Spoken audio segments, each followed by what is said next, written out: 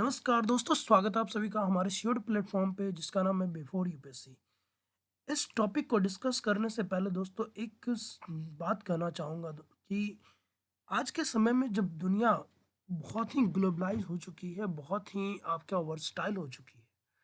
बहुत सारे क्षेत्र ऐसे हैं जहाँ हम अपने विवादों को भुला करके एक दूसरे के साथ आते हैं।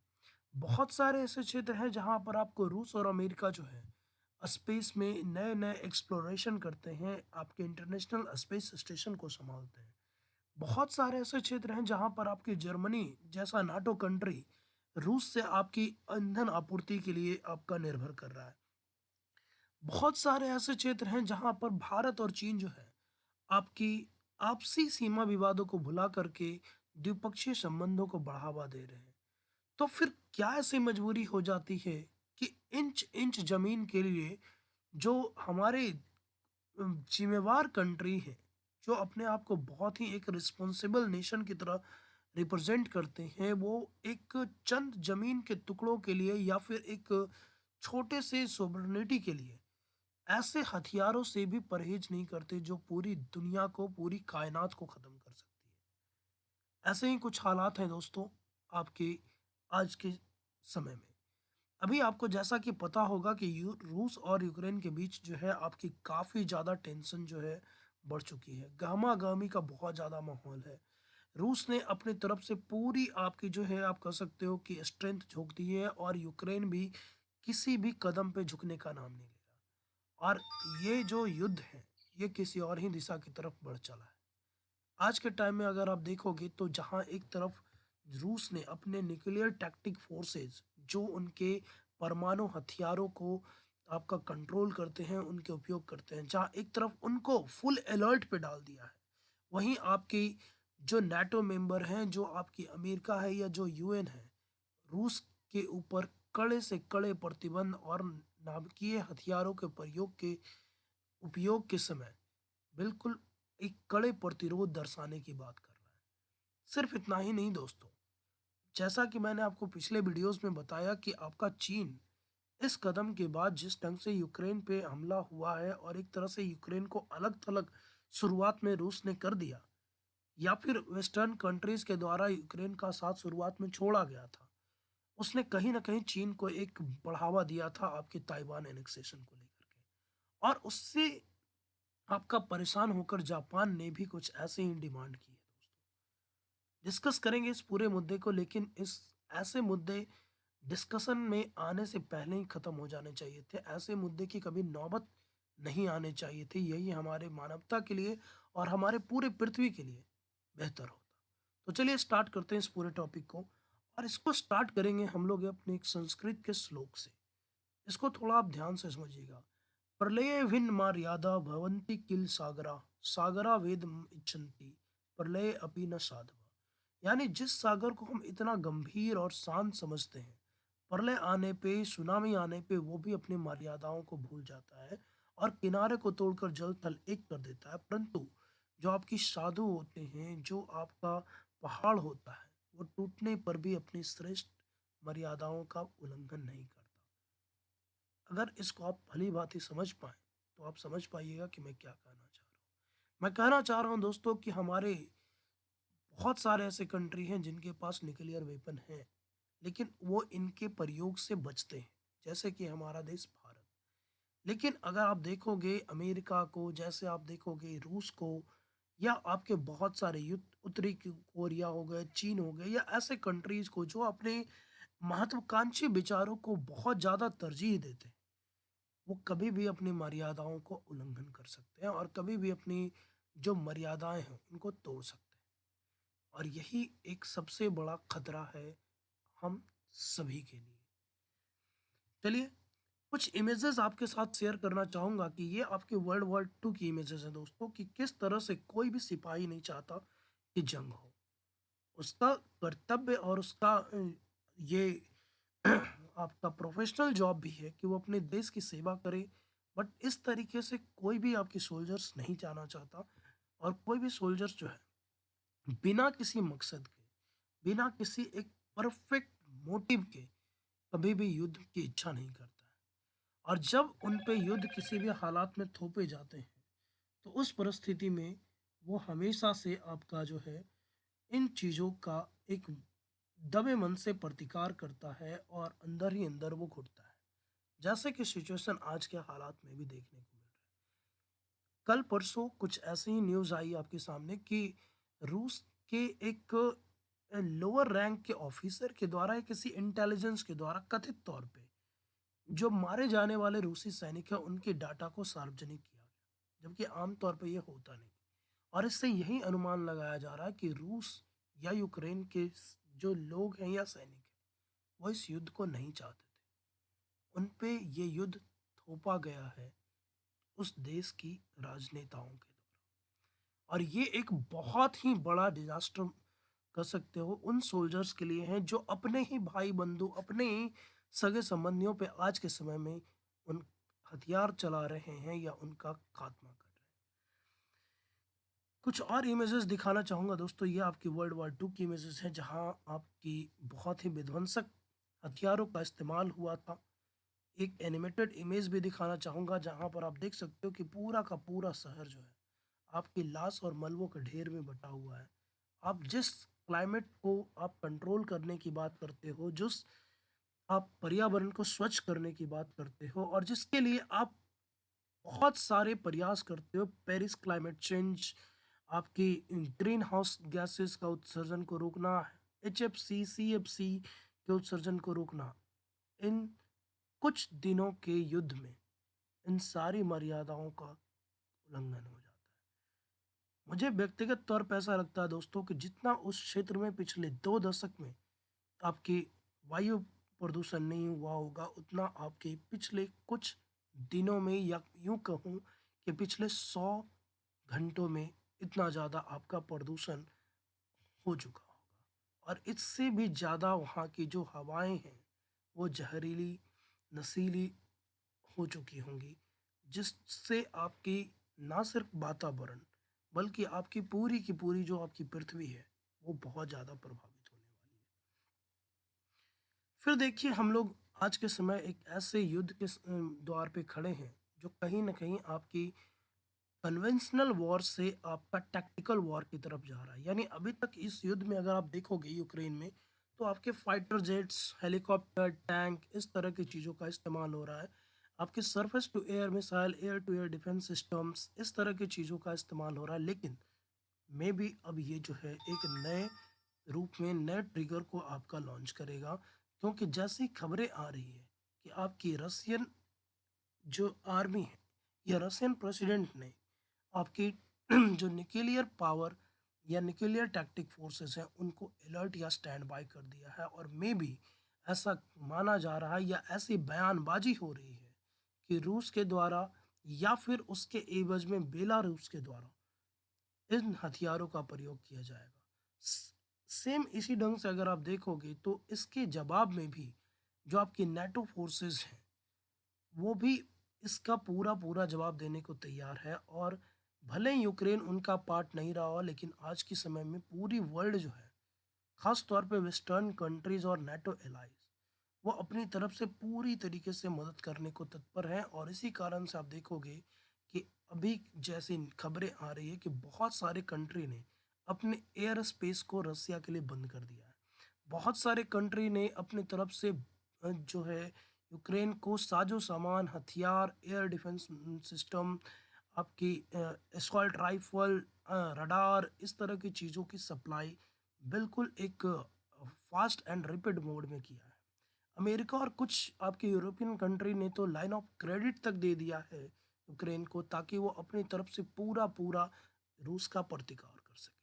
लेकिन खबरें यहाँ भी नहीं रुकेंगी, क्योंकि अगर रूस ने परमाणु हथियार का डायरेक्ट या इनडायरेक्ट यूज़ किया तो ये सेम 1962 जैसे हालात हो जाएंगे जब रूस ने क्यूबा में ऐसे प्रयास करने की चेष्टा की थी। और ऐसे प्रयासों का आपका जवाब यही होगा कि बदले में पोलैंड, जो कि यूक्रेन से बिल्कुल सटा हुआ देश है, जो कि एक नेटो मेंबर भी है, वहाँ पर नेटो सेनाएं आ जाएंगी और वो भी आपके परमाणु हथियार से सुसज्जित होकर के। और कहीं न कहीं ये ना सिर्फ पूरे ईस्ट यूरोप बल्कि पूरी दुनिया में आपका एक विनाशक युद्ध की शुरुआत कर देगा। तो फिलहाल इसी चीज़ को हम लोग समझते हैं और ये देख सकते हो आप उस परमाणु विस्फोट की कुछ विध्वंसक तस्वीरें जो आज से लगभग 50-60 साल पहले की हैं दोस्तों। और अभी के जो आपके परमाणु हथियार हैं इससे कई गुना, कई हजारों गुना, कई सैकड़ों गुना इससे ज़्यादा विध्वंसक हो चुके हैं। तो आप अंदाज नहीं लगा सकते हो कि अगर अभी के समय में इस तरह की चीज़ें होती है तो इसका असर ना सिर्फ हमारे किसी एक देश पे बल्कि पूरी दुनिया, पूरी मानव जाति, पूरी पृथ्वी पर होगा। और इतना ही नहीं, इसके चपेट में हमारे पृथ्वी से बाहर हमारे चक्कर लगाने वाले उपग्रह और बाकी चीज़ें भी आएंगी।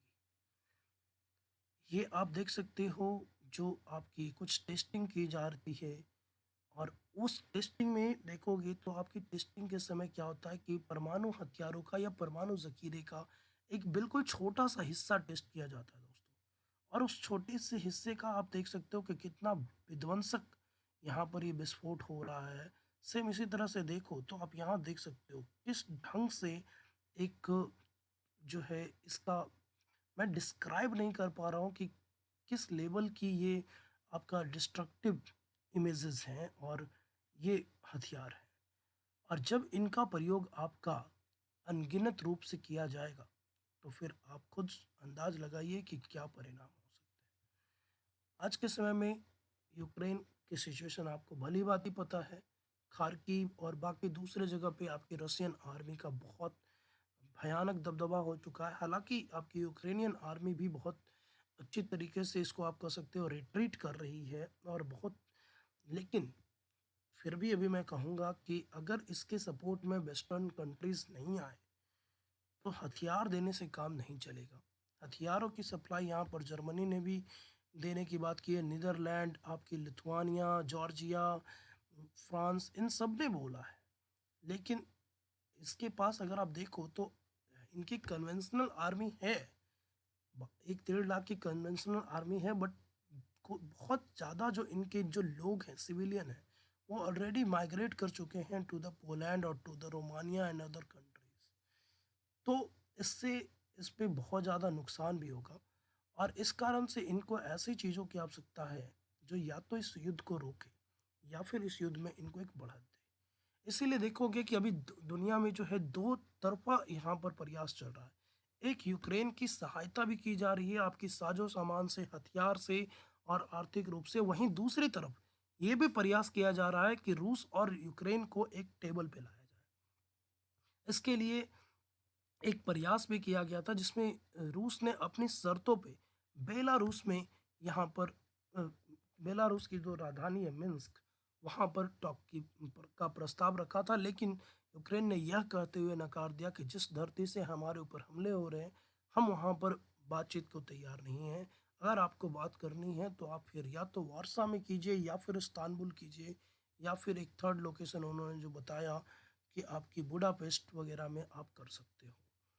तो इन ये कुछ ऑप्शंस दिए हैं और इन सभी के बीच देखोगे तो पूरी दुनिया चिंतित है, क्योंकि अगर एक बार न्यूक्लियर वेपन का यूज यहाँ पर किया जाता है तो ये रुकने वाला नहीं है।